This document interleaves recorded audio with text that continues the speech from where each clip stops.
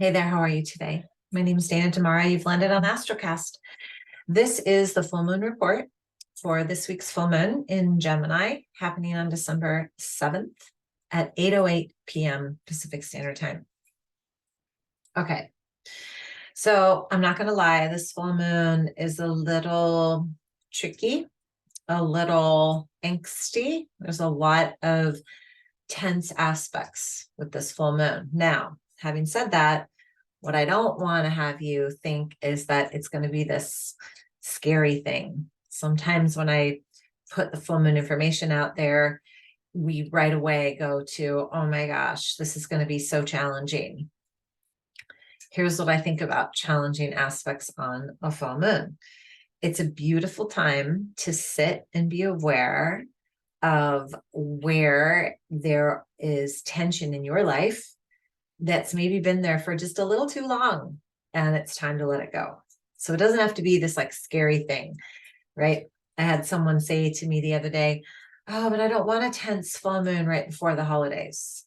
Well, it's kind of a silly statement because we can't control the moon. And I will also say this. What I mention in any kind of astrological report is just a general overview, right? Every single reading is going to affect you differently than it's going to affect me or your friend or your partner or your children, because when you take those charts and kind of mash them together, everything is affected a little bit differently. Plus, I'll reframe what my greatest astrological teacher taught me. She said, remember, Dana, never, ever, ever use this as a box to put yourself in. So we're all just going to take this with a grain of salt, okay? Or sugar or whatever. So I'm going to go ahead and I'm going to share my screen with you like I do. And we're going to go through this full moon. So when I look at this right away, the reason why I say it's tense is because you can see all these red lines, right? So red lines on an astrological chart are basically tense aspects, okay? So right away, and I'm not even gonna try, right away, we've got the moon in an exact conjunction with Mars, okay? Which means the Mars is opposite the sun. That's gonna make this pretty intense, okay? And that's okay, because what this is bringing up, first of all, let's remember something about Gemini. I'm going to say this real quick. Gemini is ruled by Mercury, okay?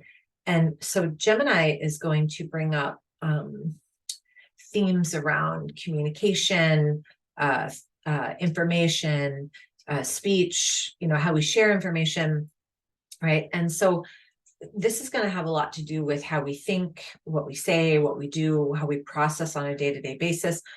And Gemini is the twins. So Gemini is going to have this overarching, I'm going to stop share for a second, this overarching theme around a balance, or maybe not even a balance, but more of a conversation around your earthly self, right? Your human, your ego self, and your spiritual soul self.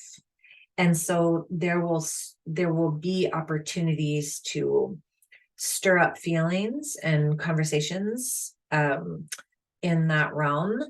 And that's why I called out the theme for this week to be the word awareness, because I want you to be aware of what you're feeling.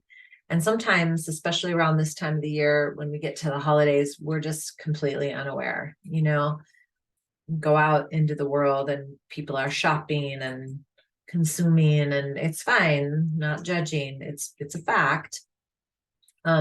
Just try to be aware as you move through your day. All right, I'm going to go ahead and share my screen again. It's weird to look at myself while I'm talking. Okay. So the moon is exactly conjunct Mars. Mars is opposite the sun. So this is going to stir up feelings. Now, when we stir up feelings, and when we stir up any kind of anything within our own self, it's going to, it's coming up to the surface to be resolved. So it's like when we ask for I want to learn about forgiveness. Well, we're not going to be handed forgiveness on a plate. We're going to be handed instead a situation that will create a sense of forgiveness for us. We have to cultivate that within ourselves, right? So remember that this is all a mirror, that's giving us the opportunity to reflect what it is that our soul is trying to learn or assimilate in this moment. And sometimes that's uncomfortable, but just remember that you asked for it at some point of your being. And another reason why this is coming up is because the moon, I will say this, the full moon is not as intense as the one that we experienced in November, the full moon Taurus. It's a little less, it's a little less dense, if you will. But again, remember Gemini wants you to see both sides of yourself, your human ego side and your soul side, as one, so that you don't go around detaching from yourself, dividing, or thinking of yourself as not whole, complete, and perfect. This full moon is giving us all an opportunity to remember that we are so much more than this body. We are so much more than the things that happen to us. We're so much more than our experiences, our past, our shopping. Like, we're just so much more. We're like infinite, right? And this full moon is asking you to recognize it. So awareness is the key. Awareness of your emotions, awareness of what's triggering you, awareness of themes that have come up month after month after month after month, right? So whatever's been coming up for you, see it with both sides. See it from the human side, feel into that. See it from the soul side, feel into that. Okay. So this is going to allow you, and because the sun is in Sag, this is going to give you the opportunity to really see things from a higher perspective, right? So Sagittarius is ruled by Jupiter. So this is an opportunity to expand the way you look at things, right?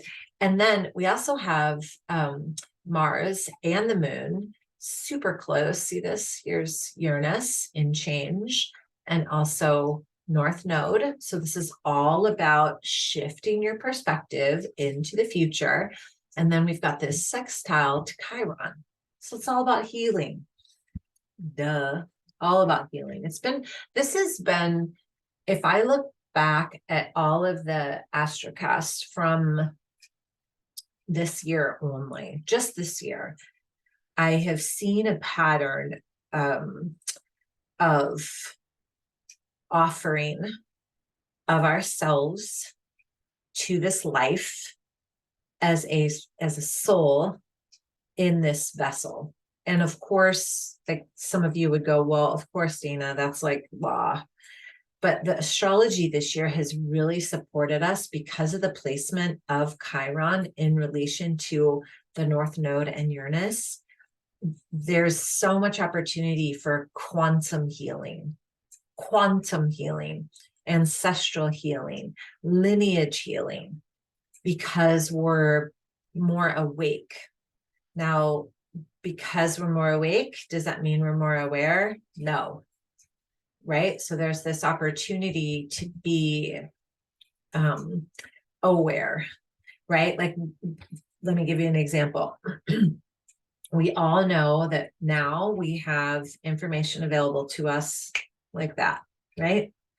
Click, click, scroll. We can find anything we need. Google, Alexa, okay? So we have so much more availability, if you will, right? Does that mean we're more aware of our choices, or we're more aware of how to assimilate the information? Absolutely. And no. In fact, sometimes we have more of an issue in trying to be aware because everything's coming at us so fast. So again, I'm going to just loop it back to the theme, which is awareness. So drop into this being available to both sides of your human and your spirit side, and being able to try to assimilate both in your conscious living. Okay. I'm going to share my screen again. All right. Oh, so Mars is in retrograde still, and it will be in retrograde until July 12th. After that, it'll have a little bit of a shadow stage, but it will move direct on the 12th, which means that sense of initiation, that internal manifesting of, how we want to use our life and all of that, it really is giving us this opportunity to move forward and taking that one step at a time, right? Because Mars is with the moon right now, it's creating more of an intuitive internal gaze.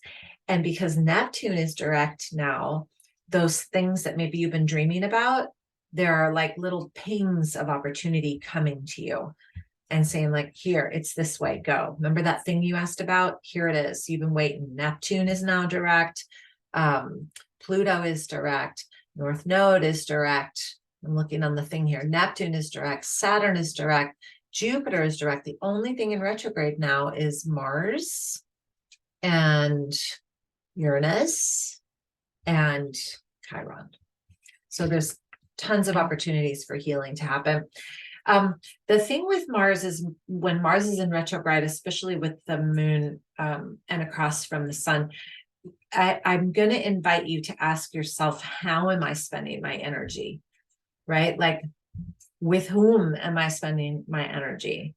Is the way that I'm spending my energy helping my soul to seek out its highest expectations and purposes, right? Or am I being bogged down by anger or frustration or obligation? Now, I'm not saying to not feel those feelings or not oblige your responsibilities. In fact, I'm going to get to Saturn in a second. I am saying to use that energy effectively. I was going to say constructively, effectively, to open the heart space, to let things go, to choose differently. That's really it. Choose differently. If it's not working, choose differently. Thank you so much. I am moving on now, right? And I am moving on now. But don't shove the anger in the pot, because that just ends up imploding at some point. So I want you to really be mindful of how you're using your energy. I want you to be really mindful of your thoughts, even. We have this beautiful gift of the mind and the frontal lobe, and it really gets in our way a lot too. So just be mindful. Allow your emotions to come to the surface in ways that are helpful. My invitation is breath work. Hello. Physical movement, get out and run, get out and exercise, do the thing that moves that angsty energy. Scream, holler, dance, say, I'm freaking angry right now. I'm feeling frustrated. But remember, it's a feeling. It's not who you are. Okay. Have the courage to honor your boundaries and stand up for what you want and what you desire, but you don't need to be like pushy and even justify it, Okay. So I want to talk a little bit about Saturn. So we have, where's Saturn? Here's Saturn right here. So Saturn's making a sextile. This is actually a really positive aspect. Saturn is making a sextile to the sun and a trine to the moon. Okay. So Saturn is all about responsibility, and Saturn's been known to be the lord of karma. So when Saturn comes into the picture and makes this type of aspect, keep in mind, if it's making that aspect to the moon, trining the moon, it's also trining Mars. Okay. So this is about taking responsibility, acknowledging that you're the leader of your life, remembering that what you put out into the world is going to come back to you. So being mindful of what you put out into the world. This is an invitation to wake up to your life,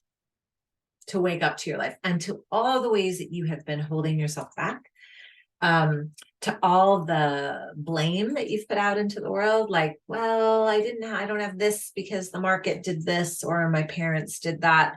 or my partner was this way, or I'm a parent and I have to do these other things. Like, you have agency over your life. You have the power to choose always and always. So, allow yourself to remember that what you think, what you say, and what you do can be reflective of that.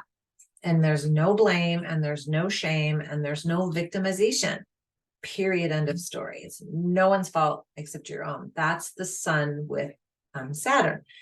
Now, Saturn trining the moon helps you to observe things from that higher frequency, so you don't judge yourself when you've judged yourself in the past, or you've blamed others in the past, right? Like, you don't want to spend time doing that, because that's just a spiral. Like, oh God, remember I spent all that time, blaming my ex-partner or my parents. Oh, that was terrible. Well, that's just like a spiral down, spiral up.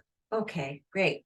I am going to let that whole belief system die away. I am complete of the judging. I'm letting go.